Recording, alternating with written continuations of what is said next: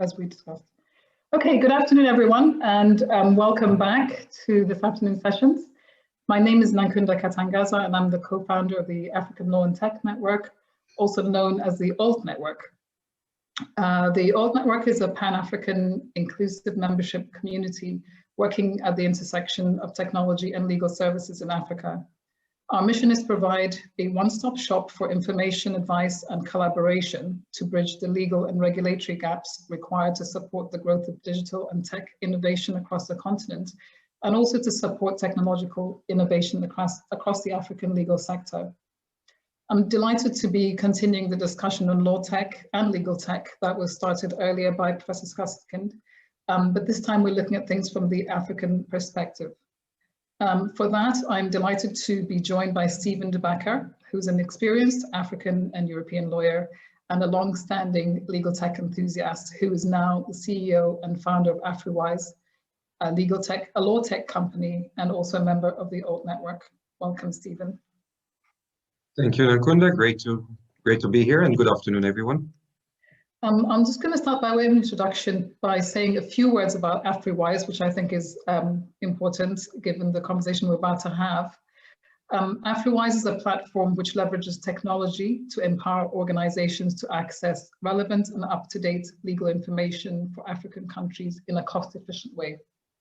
Afriwise works with top law firms across the continent to transform legal texts into practical legal guidance in a uniform and comparable manner that's available 24/7 on its purpose-built online platform.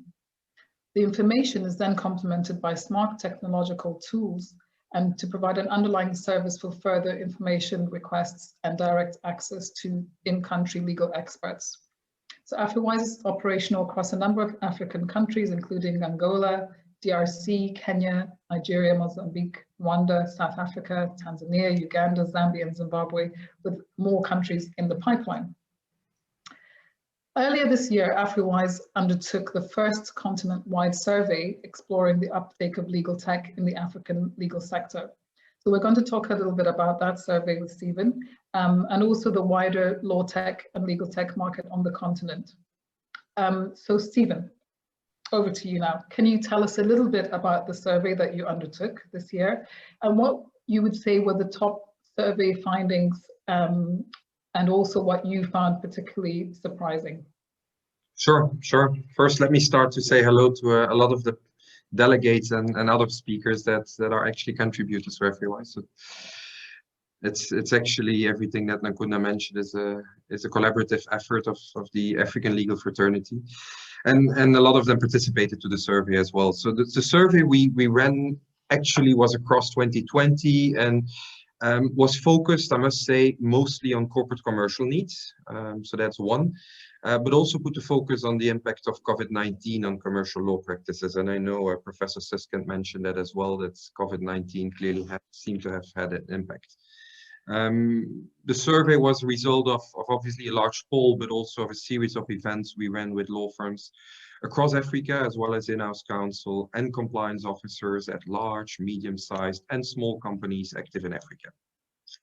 Now, I think the poll and the events we ran kind of give us a quite good overview of what's already been done, again, in the corporate commercial legal space and the challenges that need to be addressed in order to do more.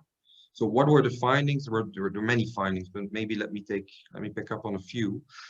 I think first of all, maybe not that surprising, but everyone we spoke to agreed that overall, and I'm saying overall, the continent from a corporate commercial law perspective at least is still behind in terms of legal tech and innovative alternative legal solutions.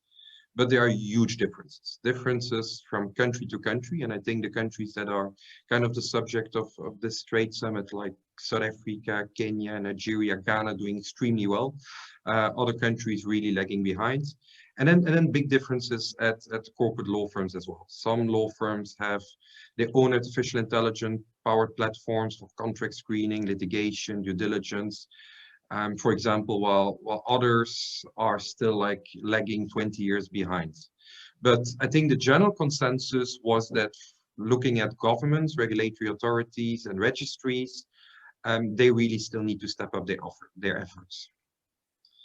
The second finding was that an overwhelming majority of respondents agreed that COVID-19 has presented a real opportunity to turn this around on the African continent. And this is across the border. So law firms that have already quite advanced, they see an opportunity to monetize their investments. Law firms that were lagging behind have now clearly seen the light and the need to modernize. And in-house legal departments are even more looking for smarter ways to fulfill the legal requirements. So I think everyone we spoke to expected COVID-19 to prompt some form of law tech transformation in the African corporate commercial legal space. I'm always stressing corporate commercial because that's what the survey was focused on. Interesting to note is that, and I really like that, is that some believe that certain African countries could actually leapfrog globally in their adoption of technology to improve legal services. And that's if the entire legal ecosystem would be willing to learn from what happened, but also learn from successes on some of the African projects related to the access to justice.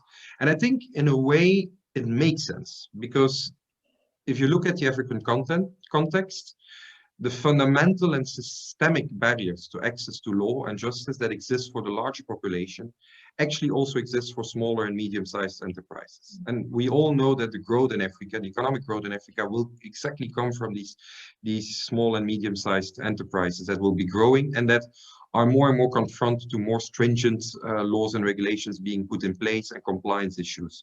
So law firms are looking for ways to service them better and obviously at a more affordable cost. And I think in a way, this could be a perfect storm brewing that could lead the disruption of traditional processes in an African context and may ultimately position, again, I'm saying not all African countries, but some African countries to become among the most innovative legal jurisdictions globally.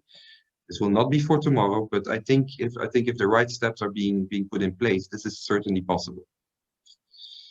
The third finding, very interesting, is that law firms were under the impression that tech transformation was being driven internally by them, was not really being demanded by the tech lines. So law firms say we are being visionary and we put these things in place. Obviously, I think Professor Suskind mentioned a lot of the legal technology in the world is driven out of law firms, the back office, as he mentioned. Yet what we hear from in-house counsel across the continent is that they all indicate that they want their law firms to adopt new technologies. They actually expect their law firms to do that. So this is something which clearly comes out in any conversation we have with in-house counsel, who suggest that they would like to see the law firms they engage with use more technology. I think in looking at figures in our in-house counsel survey, 64% of the in-house practitioners felt that prior to COVID-19, the corporate legal sector in Africa was in need of transformation, and there wasn't one respondent specifying that they thought it was just fine as it was. So I think that's something that there's sort of a mismatch between the expectations of the consumers, the corporate consumers, and the law firms on the other hand. Finally, a fourth finding, which I found quite interesting, is that obviously we do this anonymously, these surveys, and at some of the African law firms that have already been clearly making moves to digitize their operations, a number of lawyers indicated that they felt like they were not utilizing them properly as of yet, and that maybe COVID-19 has impelled them to do so as from now. So I think given that more often than not, getting people to start using new systems, especially lawyers, is the greatest challenge. I think 2020 may have brought significant shifts in the way that law firms in Africa operate. So I think all in all, I think that COVID-19 is not the end game. Has not created the end game, but it certainly triggered something on the market, and I think we will see significant improvements in the law tech space, in the corporate commercial space in Africa. Stephen, so number of points there, just to pick up from what you've said. It sounds to me like the path very much mirrors the path of legal tech adoption in the West, in terms of the drive coming from the corporate and the law firms very often reluctantly being dragged along with that, which is perfectly fine. One thing that I've always noted is that, or suspected, and you can tell me if this is true, that sometimes the reluctance to adopt legal tech by law firms in Africa certainly is because of the availability of relatively cheap legal labor. And so, so if you have plenty of hands that you're not paying that much for, then you're less likely to think of investing in a piece of technology that might speed things up, even if it creates greater efficiencies and consistency of output in certain respects. But also the firms tend to be smaller, so you only need, we probably have on our laptops, just as regular people, enough of the tech that a regular African law firm needs, but it's probably not used as efficiently as it can be. I've often found that, for example, Excel is a really excellent tool for many things, but there are probably plenty of law firms who will have a package like that, but never think of using Excel for database purposes, etc. Think about that. Yeah, look, I think obviously Professor Suskind mentioned it. There's a difference between automation and innovation. Yeah. And I think when you look at the cheaper labor force in Africa, and in a way that might hinder automation, but that should not hinder innovation. And I think that's exactly what we see, is that the drive and the push and the requirements from the corporate legal space in-house leads to innovation, because they want to have not just more affordable, where automation could help, but they also want to have more innovative products at their disposal, available at their fingertips 24/7. If you look at legal risk registers, that they can automatically build their registers. So I think the cheaper labor force will certainly not prevent legal technology to break through in Africa. No. You look from that perspective. Well, that's a good point. Thank you. You said something about government and regulators needing to step up, and did you mean that in terms of their own use and uptake of legal tech, or just in terms of facilitating the environment for it? I think facilitating the environment. I think if you look at registries where a lot is still in writing, I think it's really building automated systems that when you incorporate companies, when you do IP filings, that you can actually do them fully automated online. So whatever legal tech companies, startups are doing, and law firms are doing, because a lot is happening, I think there's always that missing link with governments, because eventually things need to be registered. The court system still sits with governments. So I think there's certainly, that's if they don't follow, you won't have that perfect legal ecosystem, tech ecosystem in Africa. And I think certain efforts need to be done there, but it's happening. I mean, you see that in Kenya, there's things happening, in Rwanda there's things happening, so it's certainly happening. But if that last piece, that missing link, is not going faster than what we see today, we might actually not be able to deliver end-to-end solutions to clients, and that's what they effectively want. Yeah, that's very interesting, and that's very true. Thank you.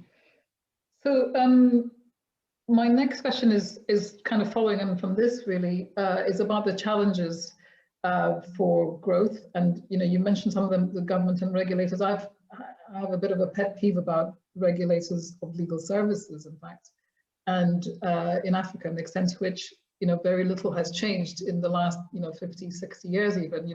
Most countries are still functioning on a sort of colonial lawyers act, or whatever it is, with minor twiddles along the way, but mostly even those tweaks have been made to kind of keep things as they are, rather than to adapt to a changing environment. And what do you think about that as a particular challenge, but also any others that you've come across in terms of doing the survey, but even in your work across the continent? Yeah, look, I personally disagree with that. I think legal barriers are often mentioned when talking about challenges for African law tech. I don't consider this to be the most important barrier in an African context to start a legal tech company.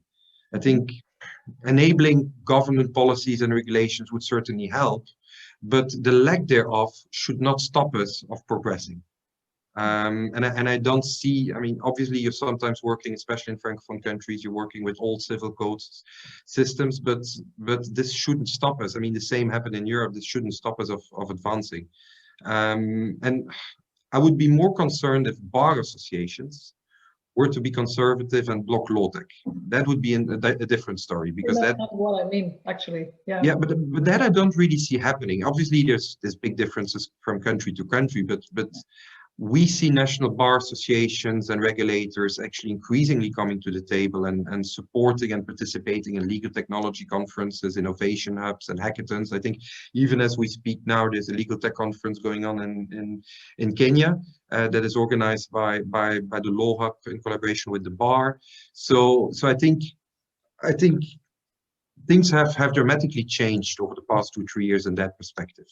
Look, we come from far. If you look at a country where Zambia, where law firms were not even allowed to have a website until recently, but that's been abolished as well. So those steps are being taken, and I think what I hear in governments is that as a result of bar associations starting to take actions, we see governments slowly following. Changes in evidence submission rules in courts, integration of ICT in court adjudication processes. These are realities in countries like South Africa and Kenya. So all these are obviously developments that foster legal technology developments, because it's that missing link. So I don't think I see legal barriers as a big challenge. It shouldn't stop entrepreneurs to actually start innovating. What I do see as a big challenge in Africa, which I think people often underestimate, and I liked what Professor Susskind said, is the knowledge system is one thing, but look, I'm a legal tech entrepreneur myself. We need to start from the basics, because in an ideal world, you've got the legal data, and you build technology on top of that. But what all of us in the legal tech space in Africa are doing is actually building the basic knowledge systems, the basic legal data, because the governments haven't done so. So there's nothing to fall back on. And if you look at the recent Global Tech Report for Africa, I think in which you were involved, Nankunda, you will see that 80% of the legal tech companies in Africa are database driven. So they're not like in the more innovative legal tech space. Why is that? Because you need to put the fundamentals in place. And that's a challenge where we all need to start. It takes years and years and years to put the data in place. We, for example, do that with law firms across the African continent, and we're very grateful to them to assist us in that. It's only when you've got that you can release technology on it. You need the legal data. And I think that challenge presents a risk in the sense of fragmentation, because it takes so much time and effort to put the legal data in place that a lot of the legal startups today are actually working very nationally, which is quite logic. And obviously already in any technology space, you've got a fragmentation in terms of the type of tools, because any tool only serves a specific need and demand of the market. So if you combine those two nationally and just fragmenting tools, that's not a scalable model. So I think that's exactly, it's a risk we need to tackle. And that's where I think organizations like yours, like the ALT network, should play a role, not just to showcase what's happening on the continent, but to actually forge partnerships. And probably that's I think if we're able to forge these partnerships, I think we'll be able to start offering more Pan-African integrated end-to-end solutions. And that's really the end game. We're still far from that, but we're all talking about that. We're talking to each other and on the continent, and we're trying to see what is possible. Maybe one other challenge. It's not a challenge, I think it's a risk. Professor Susskind was asked about this, but I think that especially in an African context, legal education is a risk. Today, the academic institutions on the continent are not yet properly including technology in their curricula. And I think that's something we need to address. And I think a platform like this, I think there's a huge opportunity for collaboration between countries like the UK and countries like Nigeria, Kenya, and South Africa and Ghana, not just on an academic side, but also in sort of a continuing legal education side. I think tech training should be incorporated not just for the lawyers, but also for judges and magistrates. And what you see happening, it slowly starts happening, but then it's often kind of legal tech speakers. And that's not what you want. What you want is you want to mix up the law with technology. So we should actually bring in that legal education, and in that continuous legal education, we should just dare to bring in IT experts and have open discussions of what is possible and what not. And thank you. Everything you're saying is music to my ears. And in fact, you know, we've had all these conversations within the old network and the legal education. Just yesterday we were talking about that and that big gap. But to be fair, I mean, even in the UK, legal education is only just starting to kind of pick up the tech issue, and universities are only just starting to include tech-related or innovation-related sort of top subjects in the curriculum. So it's new everywhere, but there's no reason why it can't leapfrog in Africa, as you said. I have one last question, and I hope we still have some time for this one. So earlier you talked about, you alluded to the kind of innovation and creativity around the sort of access to justice tech, which I would like to think of there being a distinction between law tech and legal tech, even though those terms are used interchangeably. But you know, for me, legal tech is the tech that's used in the law firm to increase efficiencies, etc. And I'm saying this for the wider audience's benefit.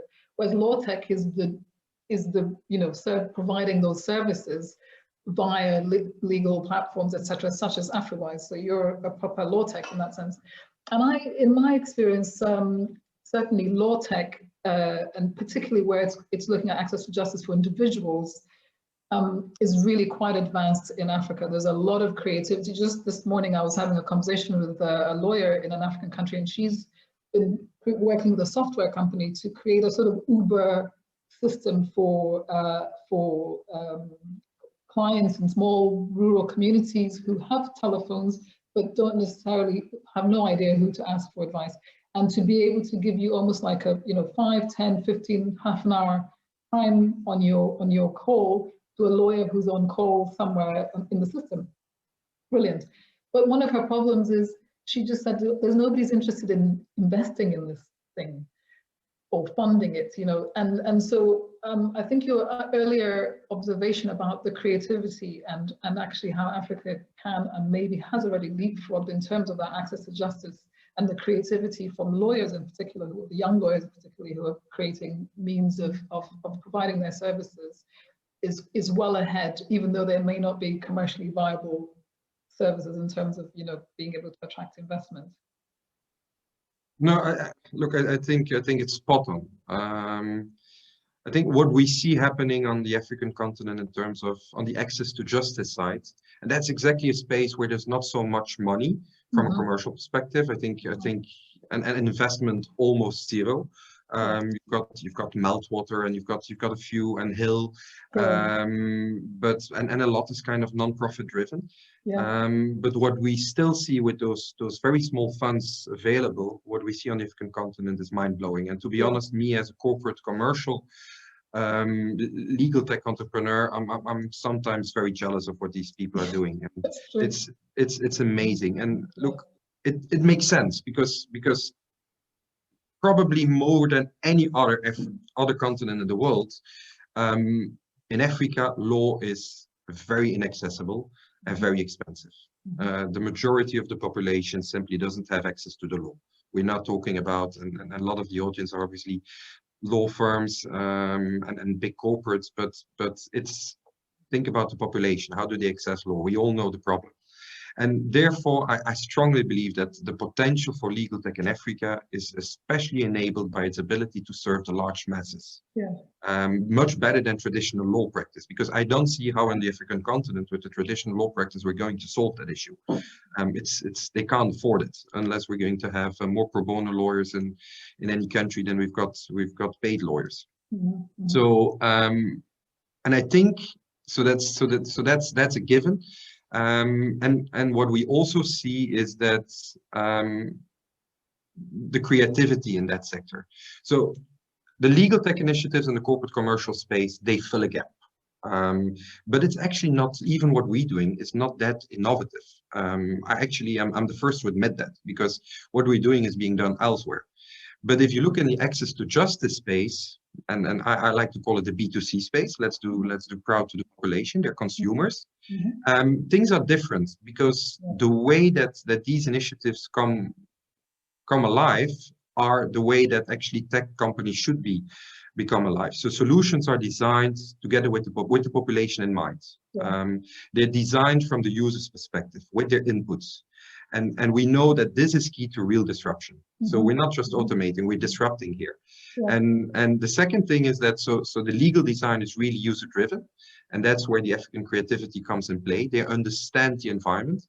And the second thing is, which no one is actually really doing in the commercial legal space, is the access to justice initiatives all make use of the one technology architecture that works consistently well on the continent, which is the mobile to cloud architecture, as you mentioned. You immediately said mobile, and mobile has become the default weapon of choice for mass consumer interactions in Africa in all spaces, be it fintech, be it other spaces.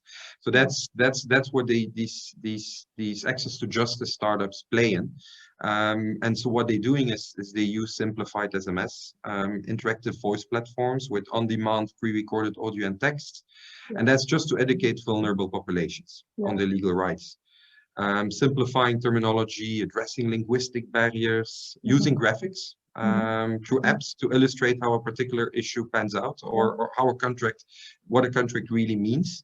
Look, recently I was in Rwanda and I called a toll-free conversational voice assistant, and it uses artificial intelligence to give me legal information on the go, just like this, toll-free. I called it, and so it gave me recommendations, and as I was digging deeper, the system recommended that I actually should go and see a pro bono lawyer, and it recommended me a pro bono lawyer. So it's an end-to-end solution, just like that. Cost zero, toll-free.